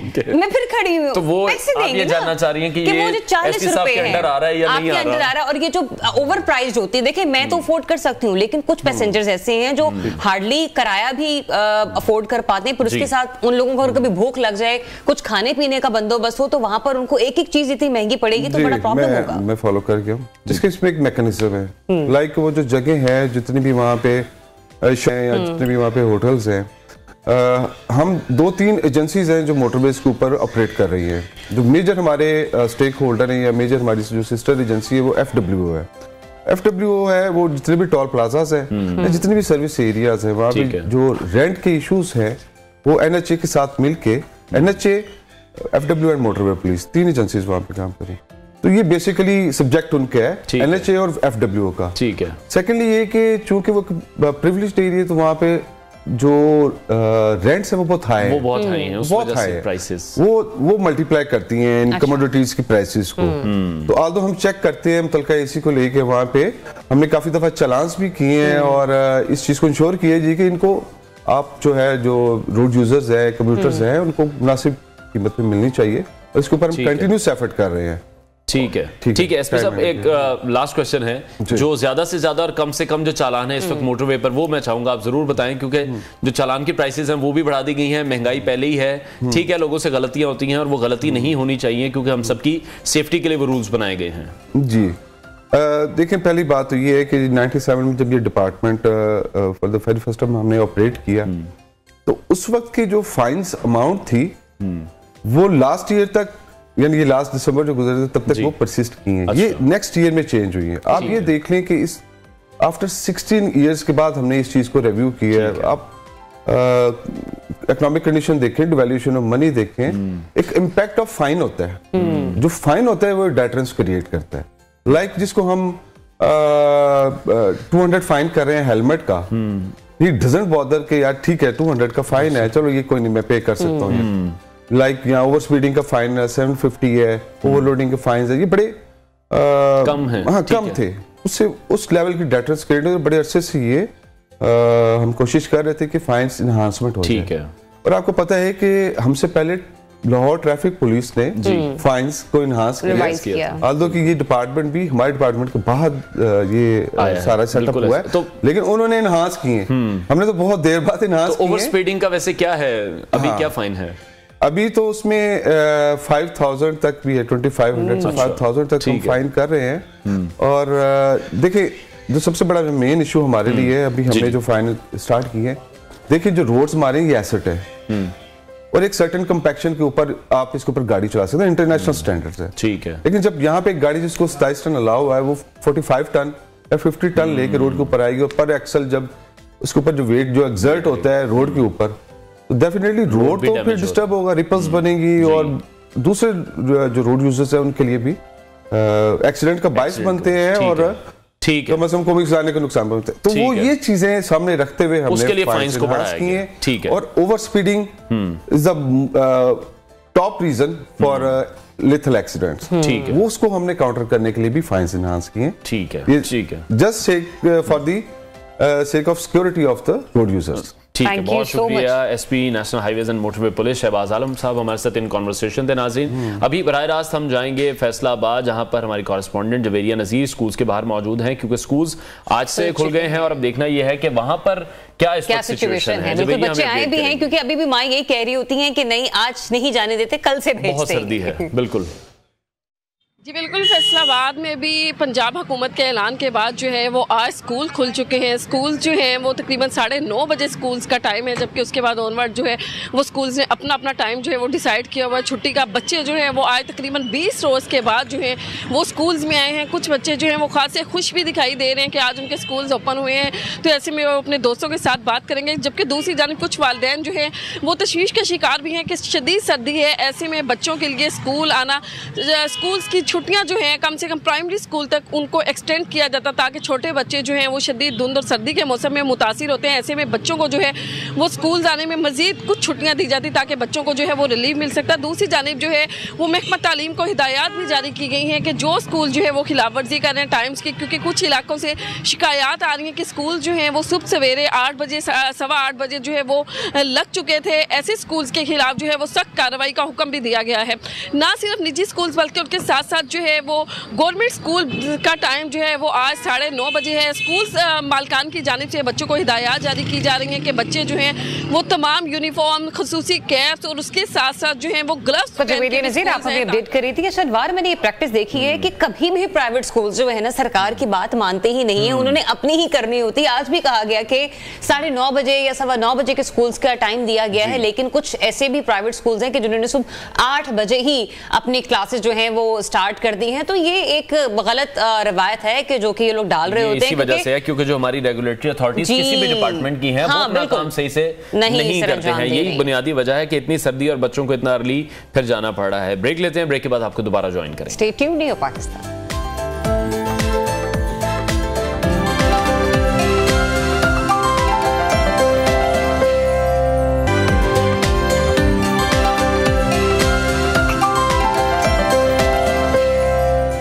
वेलकम बैक नाज़रीन। प्रोग्राम के इस हिस्से में हम बात करेंगे कि खाने को सेव करना कितना ज्यादा जरूरी है और जितना खाना पाकिस्तान में जाया किया जाता है, जो फैक्ट्स एंड फिगर सामने आए हैं वो होश उड़ा देने के लिए काफी हैं, क्योंकि बहुत से ऐसे मनाजिर हैं जो हम पहले भी देख चुके हैं। लेकिन एक ऐसा मंजर है जिसमें हम ये देखते आए हैं कि एक बच्चा फ्रूट मंडी में, जहां पर सीजन के दिनों में फलों से लदे सैकड़ों ट्रक दाखिल होते हैं, वहां बच्चा गंदी जगह से गला सड़ा आम उठाकर खा रहा था। इस तरह आपने भी बहुत से ऐसे लोगों को देखा होगा जो कि कचरा कुंडी से खाना तलाश करते हैं, और हम में से बहुत से ऐसे लोग भी हैं जो कि बहुत आराम से प्लेटों में खाना छोड़कर आ जाते हैं, खाने को वेस्ट करते हैं। बिल्कुल ऐसे ही है। ऐसे में आप लोगों को भी थोड़ी आगाही देने के लिए, थोड़ा गाइड करने के लिए न्यू पाकिस्तान एक रिपोर्ट तैयार की, आपको वो दिखाते हैं, इस पर डिटेल डिस्कशन भी करेंगे। जो हमारे लिए कुछ नहीं वो बहुत सारों के लिए बहुत कुछ है। कराची में रोज़ाना टनों के हिसाब से खाना ज़ाया हो जाता है। फूड सेवर्स जो हम बचा देते हैं वो उसे टिफ़िन में सजा देते हैं। वो ये काम किस तरह अंजाम दे रहे हैं, आइए इनसे जानते हैं।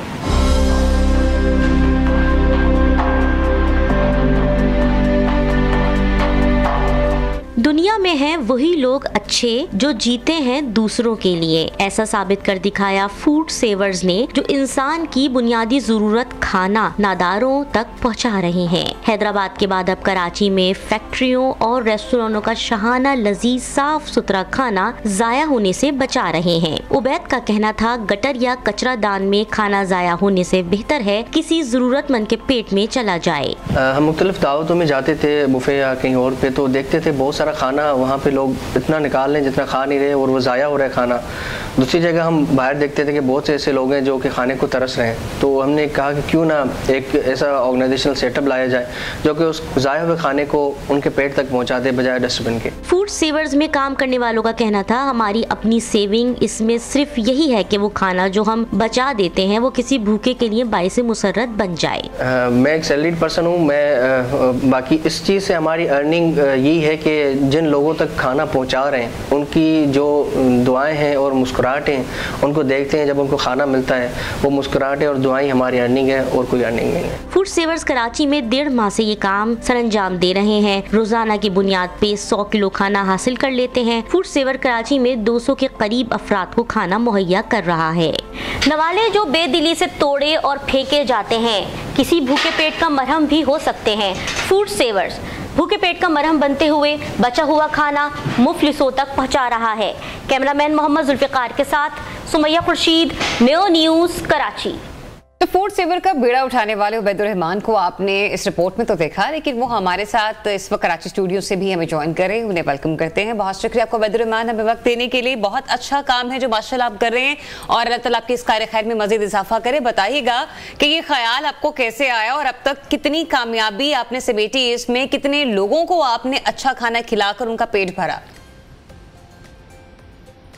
Thank you so much for inviting me in your show. आपको बहुत बहुत शुक्रिया। ये हमने 2018 से काम स्टार्ट किया था हैदराबाद से। अच्छा। ये सबके पास बेसिकली टाइम होता है तो कोई कुछ कर लेता है, तो हमने क्या किया, क्यों ना ऐसा काम किया है ताकि उससे लोगों को फ़ायदा पहुँचे। फिर थोड़ी बहुत हेल्प आउट करते रहते थे हम लोगों की, लेकिन फिर ये एक ऐसा आइडिया था कि इसमें से हमारी कोई इतना खर्चा भी नहीं आ रहा था, लेकिन बहुत अच्छा खाना हम लोगों को खिला सकते थे। तो हमने रेस्टोरेंट से बात की, उन्होंने सबसे पहले हमें बहुत से लोगों ने तो डिस्करेज भी किया, लेकिन अल्हम्दुलिल्लाह हम कमिटेड थे कि हम काम कर सकते हैं। और पाकिस्तान में ये काम बल्कि बिल्कुल हमारे लिए एक चैलेंजिंग था, क्योंकि इन सबको खाना को इकट्ठा करना, मोस्टली शादियों में रात को खाना बचता है, 3-4 बजे खाना जमा करना, फिर उसके बाद उसको स्टोर करना, फिर लोगों तक पहुंचाना।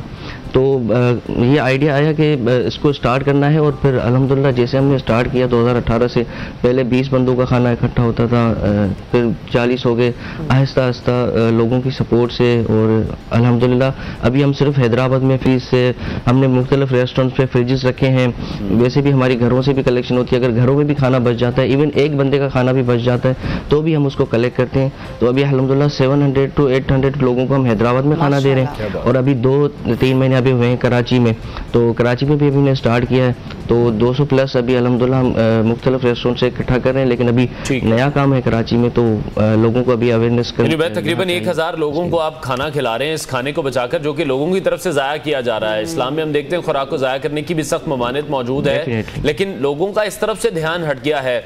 इस तरफ भी लोगों का आप इस हवाले से भी उनसे बात कर रहे हैं कि किसी तरह से खुराक को बचाया भी जाए, फेंका ना जाए, ताकि जिस तरह से आप काम करें आप लोगों के काम आ जाए, जो दीगर लोग हैं जो इसको खा रहे हैं उनके काम आ जाए। सर यही हमारे पास मसला था। अब अगर आप किसी शादी में जाएंगे तो आप देखेंगे बहुत से पढ़े लिखे लोग वो भी इतना खाना प्लेटों में उठा लेते हैं कि जितना वो खाते नहीं हैं, बहुत सा खाना वो ज़ाया कर देते हैं। तो इन लोगों को एजुकेट करने की ज़रूरत है कि जो आप निवाला चिन रहे हैं किसी का, मतलब जो आप ज़ाया कर रहे हैं वो किसी का आप निवाला चिन रहे हैं। और लोगों को ये भी अवेयर करने की ज़रूरत है कि अगर वो खाना बच जाता है तो कैसे हमारी जैसी ऑर्गेनाइजेशन तक पहुँचे। तो एक ब्रिज बीच में कायम करनी है। और अल्हम्दुलिल्लाह हमारे पास एक पूरा सेटअप है कि अगर कोई हमें खाना देता है तो हमें पूरा उसको ट्रैकिंग सिस्टम बनाया हुआ कि वो खाना कहाँ गया, कब तक हमारे पास पहुंचा, किस फैमिली को हमने दिया। तो ये सारे हमारे पास ट्रैकिंग मौजूद है। लोगों को बस ये अवेयर करना है कि आपका दिया हुआ खाना सही लोगों तक पहुंचेगा। और हम उनको मतलब इंशाल्लाह कराची में हमारे पास पूरा सेटअप है। हम लोगों को आपके चैनल के थ्रू भी मतलब कोशिश करेंगे कि उनको मैसेज मिल जाए कि आपका जो बचा हुआ खाना है वो हमें दें। बहुत अच्छी बात है। ये किसी भी शख्सियत के लिए इस तरह से मुतमईन होना बहुत जरूरी होता है कि अगर वो अपना घर का खाना देखें, ये सदका भी है और ये आप अल्लाह ताला के लिए जो है ना वो अपने घर से रोटी जो खाना है वो किसी गरीब तक पहुंचा रहे हैं, अल्लाह ताला इसका बहुत सवाब देते हैं। बिल्कुल ऐसे ही है। तो ऐसे में मुझे ये बताइए कि कितने लोग हैं जो इस वक्त आपके साथ कोऑपरेट कर रहे हैं, कितने रेस्टोरेंट्स हैं जो कि मिलकर काम कर रहे हैं, और क्या ये सब लोग जो हैं वो रज़ाकार हैं या कहीं ना कहीं कुछ ना कुछ मार्जिन है किसी का? इसमें किसी का कोई मार्जिन नहीं है। हैदराबाद में तो अल्हम्दुलिल्लाह साउस पे हमारे फ्रिजेस रखे हुए हैं। उसके अलावा रेस्टोरेंट, अगर कहीं रेस्टोरेंट में फ्रिज नहीं रखा हो तो भी हमें कॉल करते हैं, तो हम वहाँ से खाना पिक करते हैं। शादी हालों से कॉल आती है।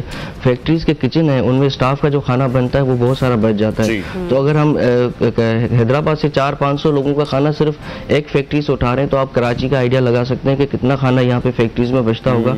तो उन लोगों तक पहुँचने की जरूरत है। बाकी इसमें किसी का कोई मार्जिन नहीं है। ये काम अल्हम्दुलिल्लाह मेरे बॉस थे मोहम्मद रबानी साहब, उनके थ्रू मतलब ये बहुत चला है। हैदराबाद में भी, कराची में भी उन्हीं की सपोर्ट से थ्रू हम काम कर रहे हैं। बाकी इसमें ये है कि जो हमारे स्टाफ है वो सारा स्पॉन्सर्ड होता है, हमारी कोई कैश हैंडलिंग नहीं होती, उनको डायरेक्ट पे करते हैं ताकि हम उनसे काम करवा सकें। बहुत शुक्रिया उबैद, बहुत अच्छा काम आप कर रहे हैं। हमारी बेस्ट विशेस आपके साथ हैं और लोगों को जिस तरह से आप ये चीज़ें सिखा भी रहे हैं, लोगों की हेल्प भी कर रहे हैं, और जितने भी भूखे लोग हैं उनका पेट भी अच्छे खाने से भर रहे हैं और ट्रांसपेरेंसी के साथ इस काम को कर रहे हैं, यकीनी तौर पर काबिल तहसीन है। बहुत शुक्रिया उबैदुर रहमान, हमारे साथ इन कॉन्वर्सेशन थे। नाज़रीन ब्रेक लेते हैं, ब्रेक के बाद आपको दोबारा join. Stay tuned New Pakistan.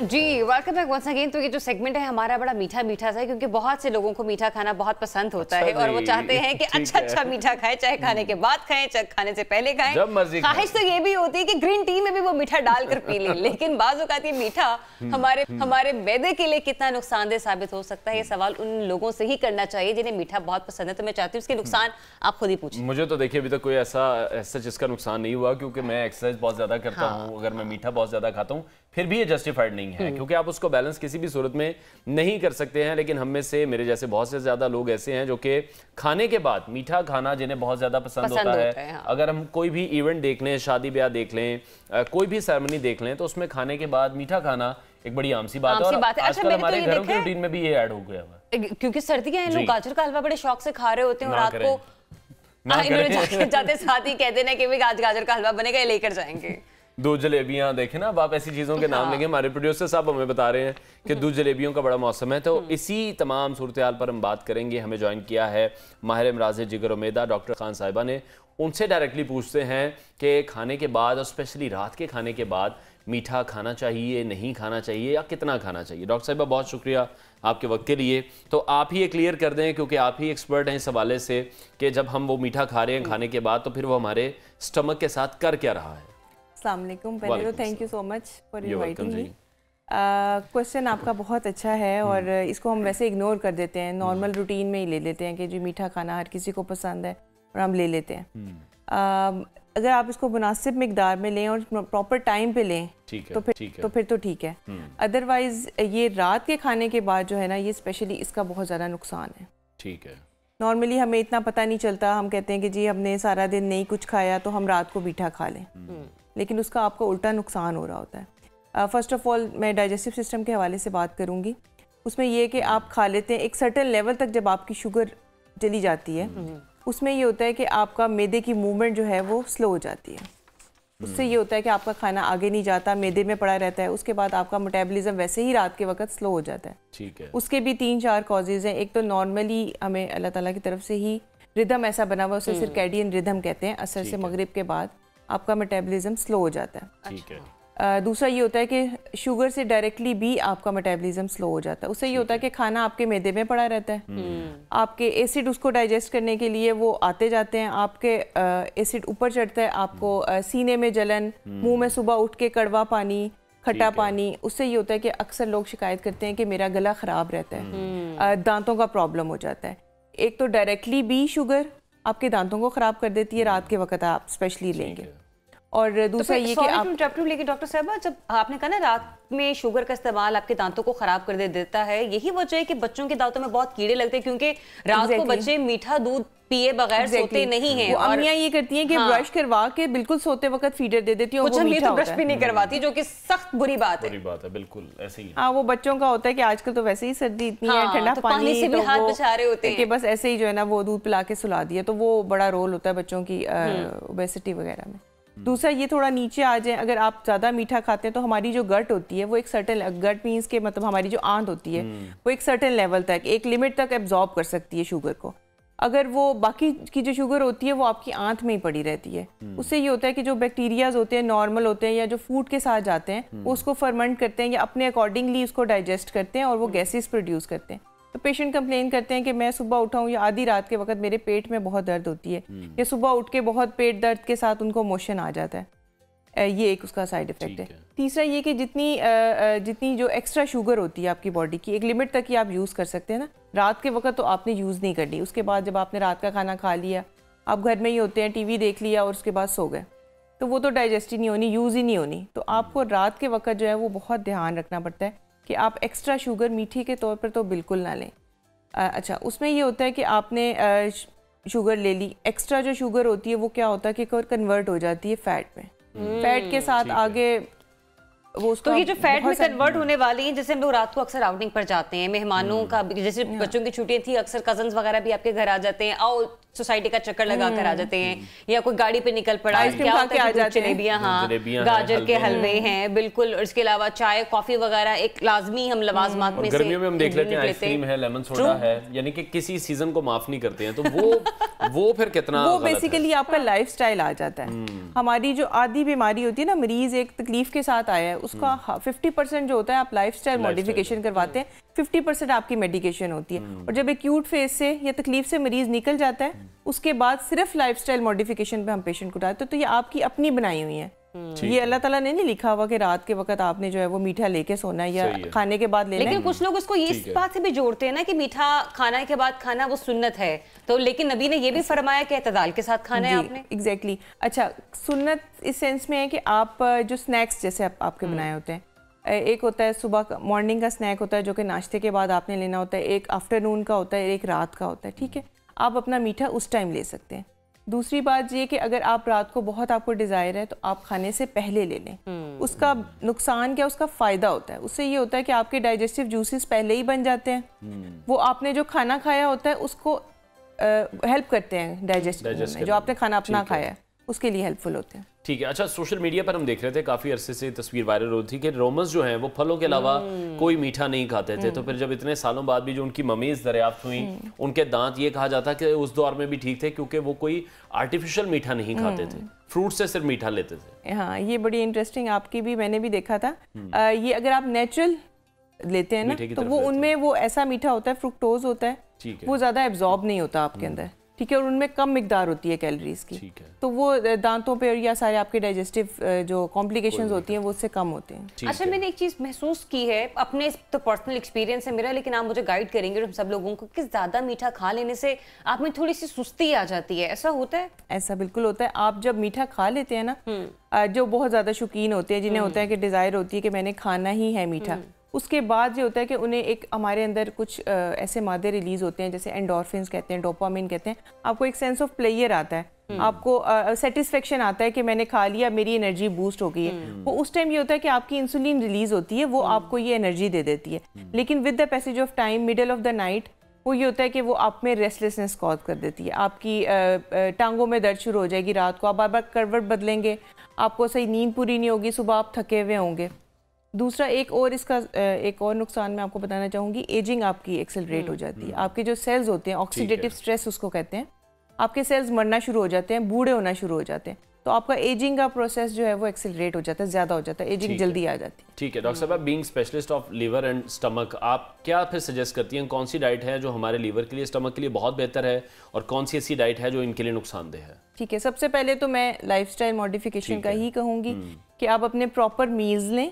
Diabetic patients का ये होता है कि हम उन्हें ये नहीं कहते कि वो पूरा मील एक ही टाइम पे लें, यानी 3 मील्स। वो ये होता है कि जब एक मील ले लेते हैं, जैसे आप 1 रोटी खाते हैं, 2 खाते हैं, वो आपका शुगर लेवल इधर चला जाता है। आप अगर उसको आधी रोटी पे रखेंगे तो वो आपका शुगर लेवल यहाँ पे रहेगा, फिर आप पोर्शंस में लें, आप 3 की जगह 6 ले लें। लेकिन ये नहीं है कि 6 आपने पूरा खाना, 2 रोटियां खाते हैं, ऐसे नहीं। आपने अपनी शुगर बहुत ऊपर नहीं जाने देनी, आपने यहाँ तक रखनी है ताकि आपके जो वो कॉम्प्लिकेशंस हैं वो ना आए। दूसरा ये कि नेचुरल शुगर्स यूज़ करें, उसमें आ जाता है फ्रूट्स आ जाता है, आप पीनट बटर यूज़ कर सकते हैं, ओरिजिनल हो, हनी यूज कर सकते हैं, डिफरेंट बेरीज यूज कर सकते हैं। आपने अपना मीठे का वो पूरा करना है ना, वो आप क्रेविंग अपने पूरी करनी है, वो आप ले सकते हैं। अच्छा, कुछ वो लोग हैं जो कहते हैं कि मैं तो मीठा छोड़ ही नहीं सकता ना, या मेरे से तो नहीं छोड़ा जाएगा ना, मत देखें आप, मैं आपकी बात नहीं करी, और भी लोग हैं, ठीक है। तो उन लोगों के लिए कोई ऐसी कॉम्पनसेशन बता दे, जैसे अनवार को आपने कहा कि आप कॉफी में भी हनी थोड़ा सा ऐड कर लें, लेकिन जैसे अगर अनवार चीनी और लोगों को दही बड़ा पसंद होता है, तो क्या वहां पर भी वो फ्रूट काट कर डाल लें या फिर शहद थोड़ा सा डाल लें, आप हनी ऐड कर लें? ठीक है। वो आप ये कौन सा ऐसा फ्रूट है जो रात को हम खाने के बाद खा सकते हैं? आप वही मैंने आपको बताया, डिफरेंट बेरीज यूज कर सकते हैं। बहुत मीठे फ्रूट्स जो होते हैं, जैसे कि केला हो गया, आम हो गया, अंगूर, ये आप ना इस्तेमाल करें, आप आधा सेब ले सकते हैं, पीच ले सकते हैं। आजकल जैसे विटामिन सी की भरपूर वो देख रहे हैं मार्केट में, माल्टा, किन्नू, मौसमी, या जो भी उसको हम कह लें, ग्रेप फ्रूट कह लें, अनार कह लें, तो वो खा सकते हैं आप रात के टाइम पे? बिल्कुल खा सकते हैं। आपने जो है ना बाद में नहीं खाना, आप पहले खा सकते हैं। अच्छा, खाने से बाद में नहीं खाना।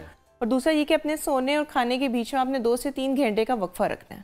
ये नहीं है कि खाते वक्त बिल्कुल बेड के ऊपर बैठ के आप फ्रूट खा लें कि जी मुझे डॉक्टर साहब ने कहा था मैं खा सकता हूँ, ऐसे नहीं करना। अच्छा, और जो आजकल हम देख रहे हैं ज्यादा पेशेंट्स हैं, फैटी लीवर के केसेस भी सामने आ रहे हैं, तो वो सिर्फ फास्ट फूड की वजह से है या जो हमारी सॉफ्ट ड्रिंक्स हैं इनकी वजह से मसाइल ज्यादा बढ़ते जा रहे हैं? उसको किस तरह से कंट्रोल करें? वाइड एक टॉपिक है, इस पे एक अलग से भी हो सकता है, लेकिन ये कि हमारा जो पाकिस्तान है खासतौर पे, ये कॉज बनता जा रहा है लिवर के फेलियर का। लिवर फेलियर का मतलब होता है कि काम करना छोड़ देता है लिवर। वो आहिस्ता आहिस्ता भी कर सकता है, एकदम से भी कर सकता है। तो फैटी लिवर जो है वो लीडिंग कॉज बनता जा रहा है आपके जिगर की खराबी का। हम उसे सीरियस नहीं लेते। यूजुअली पेशेंट्स आते हैं जी बस मैं तो सारा कुछ ठीक दसिया सी, बस जिगर थोड़ा जो उन्होंने कहा फैटी है। ये छोटी बात नहीं है। आपने उसके लिए अपना उसकी मॉडिफिकेशंस होती हैं, आपने वेट लॉस करना होता है, कैलोरीज अपनी कट डाउन करनी होती हैं, फिर हम सर्टेन मेडिकेशंस भी ट्राई करते हैं। तो ये बड़ा एक हाई रिस्क। अच्छा, वही बात आ गई ना कि जब हम लोग डाइट और अच्छी डाइट के हेल्दी डाइट के हवाले से बात करते हैं तो बहुत सारी चीजें खुलती चली जाती हैं। अब यहाँ पे दो टॉपिक्स निकल कर आ गए, एक तो हमारा ये सॉफ्ट ड्रिंक्स और दूसरा ये कि अक्सर लोगों ने ये भी बनाया हुआ था कि वेट कम कर रहा है ना, शायद हम डाइट कर रहे हैं। नहीं, वेट मेंटेन करें। जरूरत से ज्यादा मोटापा आपको बहुत सी बीमारियों में मुब्तला कर देता है। आपसे वॉक नहीं होती, आपसे घर का काम नहीं होता, आपसे इवेंट्स अटेंड नहीं होते हैं, आपको एसिडिटी रहती है। तो इन चीजों को भी सॉर्ट करना बहुत जरूरी है। तो मेरे ख्याल से अनवर इन दोनों इश्यूज पे भी किसी दिन तफसीली बात करेंगे। बिल्कुल, अभी डॉक्टर अस्मा खान साहिबा का हम शुक्रिया अदा करेंगे क्योंकि प्रोग्राम का वक्त खत्म हुआ है। इंशाल्लाह कल फिर आपसे मुलाकात करेंगे। अपना बहुत सारा ख्याल रखिए, इजाजत दीजिए, अल्लाह हाफ़िज़।